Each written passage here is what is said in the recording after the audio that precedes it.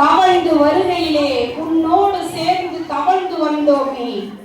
அள்ளி தண்டு கால் எடுத்து அடிமேல் அடி வைத்து நீ நடந்தால் அனைத்து துன்பங்களையும் அடியோடு மறக்க வைக்கும் அற்புத மொட்டுகளே.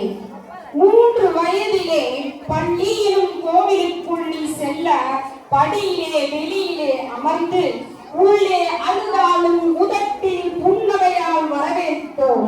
உயர்நிலை பள்ளியில் உற்சாகமாக வலியுறுத்தி உன் உயர்வை கண்டு மகிழ்வோம்.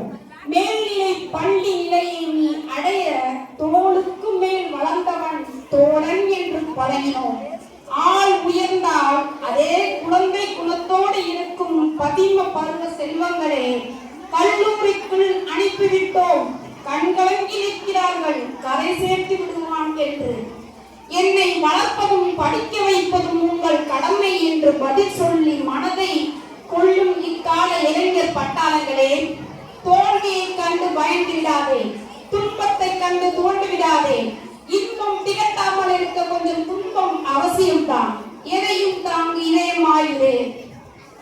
அல்லும் பகலும் நமக்காய் உழைத்திடும் நெஞ்சங்களை அருகில் இருக்கும் போது அலட்சியப்படுத்தும் உறவே, உயிரை இழந்த பிறகு படையில் போடும் பாசமில்லா நெஞ்சங்களே, உயிரோடு இருக்கும் போது ஒருவேளை உணவு போட்டாயா? பணத்தால் கிடைத்திடுமோ பரிபூர்ண அன்பு? உறவை மதித்திலே, உண்மையாய் வாழ்ந்திலே.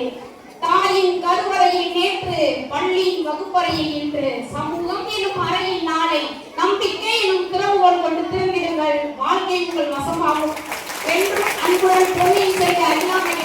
நன்றி.